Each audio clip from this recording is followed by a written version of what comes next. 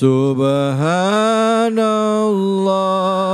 walhamdulillah wala ilaha illallah Allahu akbar wala haula wala quwwata illa billahil aliyyil azim.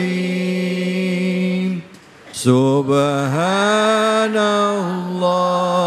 walhamdulillah wala ilaha illallah Allahu akbar wala haula wala quwwata illa billahil aliyyil azim. Sallu ala Nabi Muhammad. Alhamdulillahirabbil alamin. Selamat bergabung buat pemirsa iNews yang baru saja bergabung bersama kita semua. Bahasan kita adalah mengenai rezeki ya, dan ayat yang kita baca adalah beberapa ayat dari surah Al-Waqiah. Kenapa surah Al-Waqiah? Karena kita percaya ya, diajarkan oleh guru-guru kita para ulama, katanya surah Al-Waqiah itu mancing rezeki, ngebuka rezeki. Dibaca pagi boleh, baca sore boleh, baca malam boleh, malam Jumat boleh, hari Selasa boleh, tiap hari boleh. Yang nggak boleh apa Bu? Nggak baca. Udah nggak baca protes ya. Masya Allah. Baik, silakan. Yang mau bertanya ibu-ibu angkat tangannya. Nah oke, silakan Ibu. Namanya jangan lupa dan pertanyaannya. Assalamualaikum warahmatullahi wabarakatuh. Waalaikumsalam warahmatullahi wabarakatuh. Izin Pak Ustadz, kami dari Rahayu, dari Citra Suwana Permeng 1, dari Majelis Baitul Mutakin. Maaf Pak Ustadz, kami curhat ya, bukan nanya. Oh silahkan Ibu, silahkan. Pak Ustadz, kenapa kita ujian itu bertahap ya Pak Ustadz? Dari kita gadis, berumah tangga, terus saat ini sudah punya anak, begitu Pak Ustadz. Mohon pencerahannya dan mohon petunjuk supaya sabar. Demikian Pak Ustadz, akhir kata wabillahi taufiq wal hidayah. Wassalamualaikum warahmatullahi wabarakatuh. Terima kasih. Waalaikumsalam warahmatullahi wabarakatuh. Bu Rahayu, Ya. Ibu tadi nanya apa curhat? Curhat. Yang mau dicurhatin apa? Ibu kan tadi selama masih muda, dari mulai usia muda sampai sekarang ujian nggak berhenti-berhenti gitu ya Bu ya.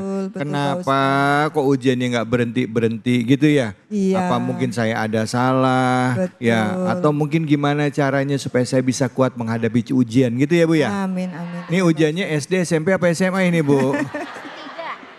Baik Bu Rahayu. Terima kasih. Makasih banyak Bu Rahayu. Ya. Maaf ya, silahkan Ustaz Dairendi, silahkan. Fadol Ustaz, Fadol. Baik, terima kasih Ibu atas pertanyaannya. Kenapa ujian ada terus silih berganti? Yang pertama yang harus kita yakini bahwasanya Allah Subhanahu wa ta'ala memberikan ujian kepada hambanya sesuai dengan kemampuan hambanya. Artinya ketika kita mendapatkan ujian tersebut, berarti kita meyakini bahwa Allah menurunkan ujian itu hanya untukku dan aku insya Allah siap untuk mendapati ujian itu. Ya, la yukallifullahu nafsan illa wus'aha. Ya, yakin itu bahwasanya ketika Allah berikan ujian kepada kita bahwa kita ini mampu karena Allah tidak akan membebani hambanya dari ujian tersebut. Yang pertama itu yang kita harus yakini. Yang kedua, bahwasanya ujian itu selalu pasti ada, mudah-mudahan dalam rangka meningkatkan derajat kita di hadapan Allah Subhanahu wa ta'ala. Allah. Betul Bu? Betul, betul. Kita lihat anak kita sekolah. Kita lihat ketika dahulu kita menempuh jalur pendidikan. yang namanya ketika kita ingin naik kelas kita, maka kita harus melewati ujian terlebih dahulu, betul? Kalau seandainya kita telah melewati ujian itu, maka luluslah kita, ya. Jangan sampai sekolah kagak, belajar kagak, ujian kagak, pengen lolos, ya. Jadi semua yang akan diangkat derajatnya oleh Allah Subhanahu wa taala manakala dia telah lulus dalam ujian tersebut. Yang kedua. Yang ketiga, Allah Subhanahu wa taala berfirman, ahasiban nas ayyutraku ayyakulu amanna wa hum la yuftanun. Adakah manusia menyangka bahwasanya mereka dibiarkan saja mengatakan saya beriman kepada Allah manakala dia belum yang namanya melewati ujian. Jadi semakin besar keimanan kita, semakin tinggi keimanan kita, maka ujian itu pun semakin berat nantinya, ya. Yang kemudian, yang berikutnya supaya kita ini bisa lolos dalam ujian adalah apa? Inilah tempat kita berjuang. Hidup kita inilah di dunia inilah tempat kita lelah, capek, berjuang kita meraih ridha Allah Subhanahu wa taala. Ketika kita telah meninggal dunia, disitulah waktu kita untuk istirahat. Tidak ada lagi yang namanya berjuang, tidak ada lagi yang namanya capek. Disitulah tempat kita beristirahat, mengambil apa yang telah kita lakukan, kebaikan-kebaikan, amal kebaikan yang telah kita lakukan di dunia. Maka disebutlah darus sawab nanti di akhirat, nanti di surga, insya Allah. Jadi jadikan ujian ini sebagai motivasi bagi diri kita agar senantiasa kita berjuang karena Allah Subhanahu wa taala. Mudah-mudahan kita diberikan kekuatan oleh Allah agar kita bisa menjalani ujian ini dengan sebaik-baiknya. Amin ya rabbal alamin. Baik, alhamdulillah. Terima kasih, Bu. Silakan siapa yang mau tanya angkat tangannya. Iya, silakan Ibu yang ada. Ya, silakan yang di tengah ya, di tengah ya. Silakan Ibu yang di tengah ini. Ya, mana? Ya, iya silakan Ibu. Bismillahirrahmanirrahim. Assalamualaikum warahmatullahi wabarakatuh. Waalaikumsalam warahmatullahi wabarakatuh. Perkenalkan, nama saya Dewi dari Majelis Taklim Al-Muhajirin Bali Indah, Setia Mulia, Tarumajaya, Bekasi. Maaf Pak Ustadz, saya berkeinginan untuk umroh atau haji, cuma belum dikabulkan sama Allah. Pertanyaannya, apa mungkin dari makanan atau harta yang terima belum halal atau Allah belum meridhoi Pak Ustadz? Oke. Terima kasih. Baik. Assalamualaikum warahmatullahi wabarakatuh. Waalaikumsalam. Ibu namanya siapa tadi Ibu? Maaf. Ibu Dewi. Ibu Dewi Indonesia juga? Indonesia, alhamdulillah. Sama berarti orang Indonesia juga, sama kita. Silakan Ustaz Azwan. Di sini alamatnya Indonesia semua nih. Silakan Ustaz Azwan mungkin bisa bantu menjawab pertanyaannya. Kenapa kok umroh, ya udah niat umroh nggak jadi berangkat mulu? Apa karena harta saya nggak halal? Apa niatnya nggak lurus? Kenapa kok gagal? Padahal niatnya udah benar-benar banget. Kenapa belum berangkat? Kalau ada orang belum umroh dan belum haji, sebenarnya masalahnya cuma satu. Apa itu Ustaz? Dia belum ngelunasin uang haji dan umroh. Ya. Bener. Masalahnya cuma itu doang memang. Baik, yang kedua Bunda, haji dan umroh ini kan panggilan, ya. Nah, kalau panggilan ini terserah Allah. Cuman ulama mengajarkan kepada kita agar selalu menghangatkan semangat dalam dada kita, inkubasi supaya tetap kita pengen berangkat ke tanah suci. Dan jangan lupa perbanyak membaca talbiyah dalam kesendirian. Labbaik Allahumma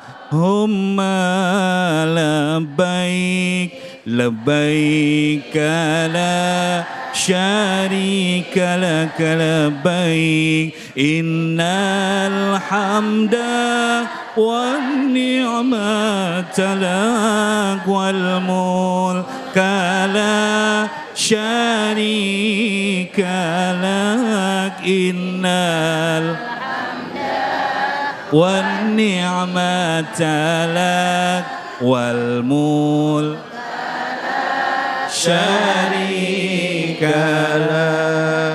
Perbanyak membaca talbiyah dalam kesendirian itu akan menguatkan keimanan dan ketawakalan kita kepada Allah Subhanahu wa taala dan mudah-mudahan akan menjadi surat undangan buat kita.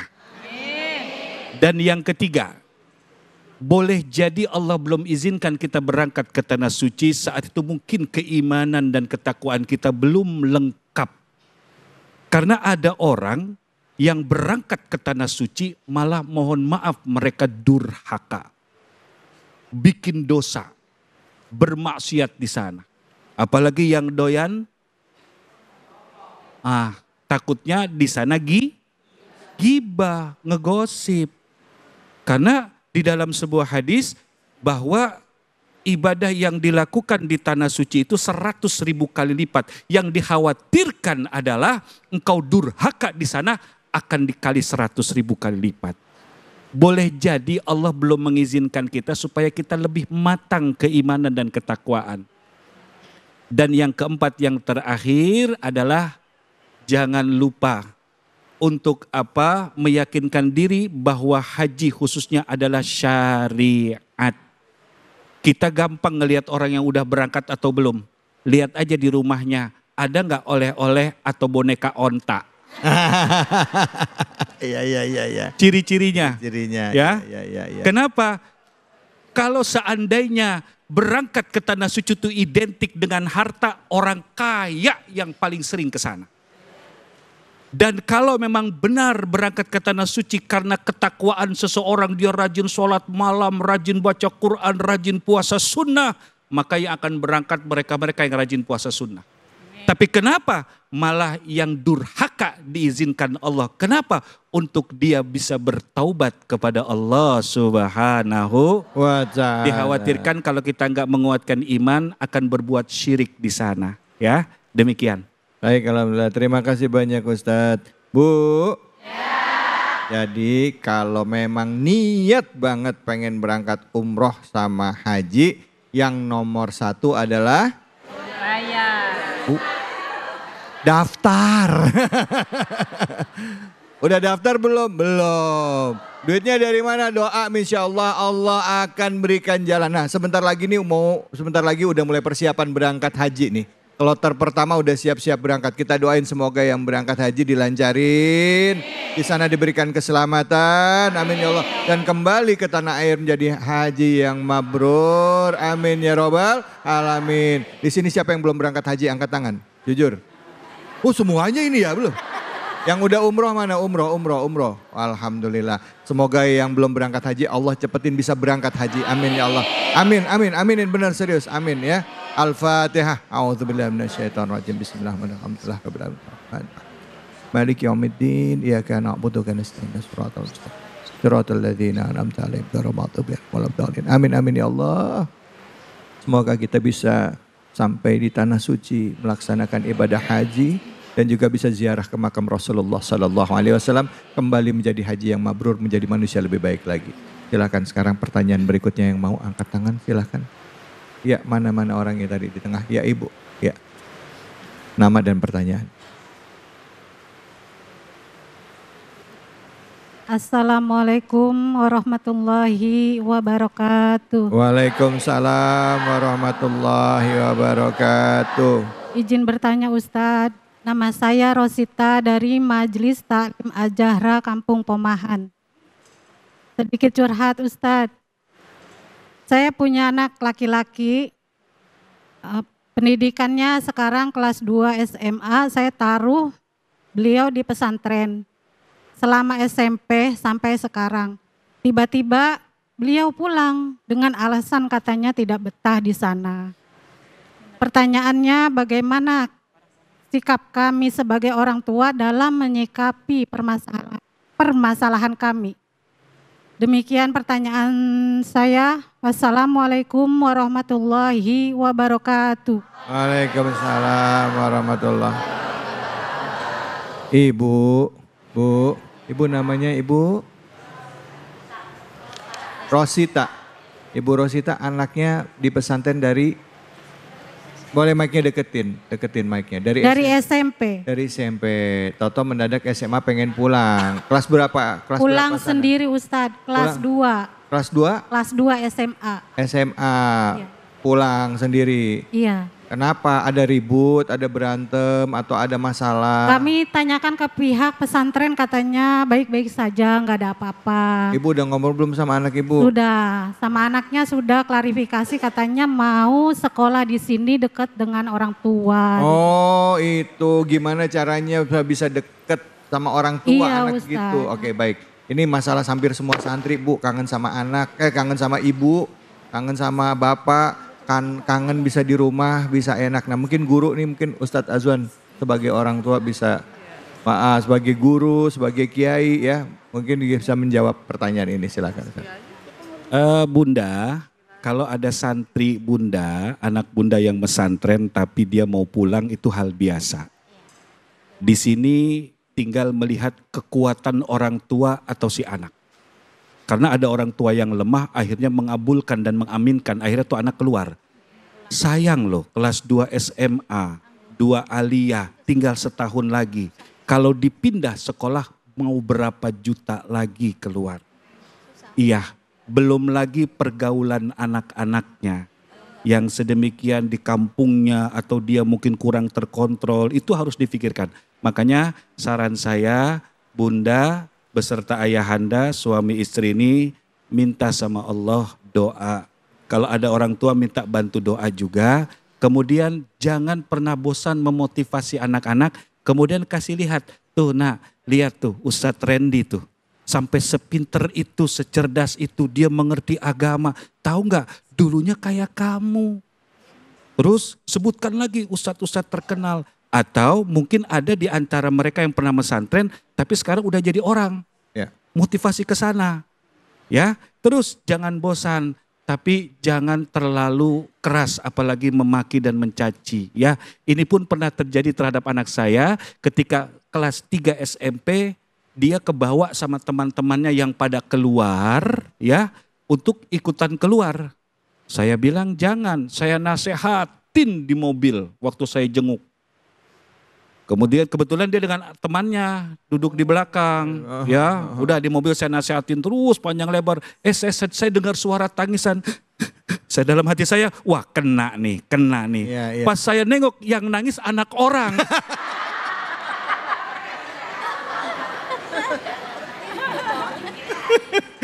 Bukan anak saya, tapi alhamdulillah anak saya sampai selesai. Jadi Bunda sabar ya. Sabar, ingat sabar itu tidak ada batas. Kalau memang benar sabar itu ada batas, maka Rasul yang harus punya batas pertama. Tapi tidak ada batas. Tapi saya senang orang tua yang mesantrenkan anaknya berarti dia paham dengan apa? Bismillahirrahmanirrahim. Ya ayyuhalladzina amanu qu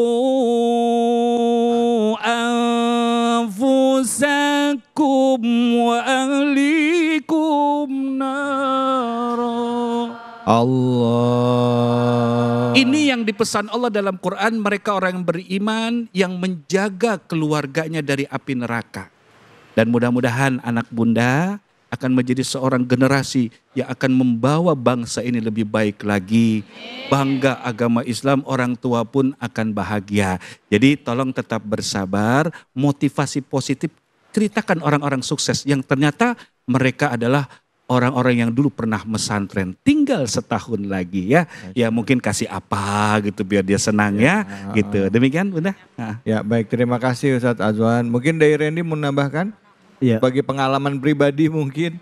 Ya baik Ibu, alhamdulillah saya 13 tahun di pesantren ya. Termasuk saya juga jadi bagian pengasuhan, bagian ubudiyah juga. Dulu ada pengalaman, tadi udah lengkap banget dari guru kita. Ya Ustadz Azwan menjelaskan betul seperti itu. Yang kedua Ibu, ya pasti anak itu pasti ada masalah Ibu ketika tiba-tiba dia pulang ya. Masalahnya Ibu cari dari mulai di kamarnya ataupun di kelasnya. Terlebih paling utama pasti di kamarnya. Karena kesehariannya dia lebih banyak di kamar. Kalau sudah membuat di kamarnya sudah tidak betah timbulnya, yang tadinya dia senang, happy-happy, nggak apa-apa semacam, ketika lagi ada masalah, dia tidak bisa menyelesaikan masalahnya, maka tiba-tiba keluar. Ya, nah ibu cari di sana masalahnya, maka konsultasi kepada ketua kamarnya, pengurusnya yang ada di sana. Ya, yang kemudian yang kedua, tadi betul kata Ustadz Aswan, mohon doa kepada kiainya, mohon doa kepada gurunya, termasuk ibu juga harus mendoakan. Ya, ini ada pengalaman nih kiai. Ya, ada anak kita, santri kita tidak betah, ya kan, semacam ibunya datang setiap minggunya, Ustadz tolong Ustadz doakan anak saya Ustadz supaya anak saya bisa betah. Akhirnya kita ambil air segelas, kita doakan mohon kepada Allah mudah-mudahan nih anak bisa betah. Nih Bu, minumkan ke anaknya. Setelah diminumkan alhamdulillah anaknya betah. Bulan depannya ibunya yang nangis kepada kita. Kenapa? Ustadz anak saya betah, sekarang saya yang gak boleh datang ke pondok. Akhirnya saya yang kangen sama dia, nangis sekarang orang tuanya. Nah akhirnya kebalikannya. Mudah-mudahan ibu bisa berjuang seperti itu, mudah-mudahan Allah kasih kemudahan ya Bu. Amin. Bu. Biasanya ya yang namanya ibu itu kan pasti kangen sama anaknya ya. Ya, anak itu pengen pulang biasanya kebawa perasaan kangen ibu. Karena anak kan dalam rahim ibu selama berapa bulan? 9 bulan. Apa yang dirasain ibu, anak bisa rasain. Jadi kalau ibu kerasa kangen, tiap malam nangis, jangan salahin anak kalau kebawa-bawa mulu perasaannya pengen pulang. Betul apa betul? Nah, coba introspeksi dirinya ya. Serahin sama Allah, anak ibu lagi dididik menjadi calon pemimpin masa depan. Calon penerus kebanggaan umat Islam yang menebarkan kebaikan. Yang nanti akan memiliki anak keturunan yang soleh dan soleha. Ini jihadnya anak ibu dari mulai SMP sampai SMA. Bu, ibu suka kangen gak sama anak? Jujur. Angkat mini mic-nya. Mic-nya deketin. Pasti Ustadz. Ya, suka nangis gak kalau kangen sama anaknya dalam hati? Jujur, deketin mic-nya. Suka nangis gak? Sering. Nah, ternyata ini penyebabnya. Enggak. Maaf ya, coba introspeksi, doa sama Allah. Kuatkan hati ibu bahwa anak ibu sedang berjuang ya. Untuk menjadi apa? Untuk menjadi generasi penerus bangsa. Sampai dicari tahu ada masalah nggak selain itu ya. Oke baik, terima kasih. Kita akan lanjut lagi, jangan kemana-mana. Tetap di sini, di Cahaya Hati Indonesia.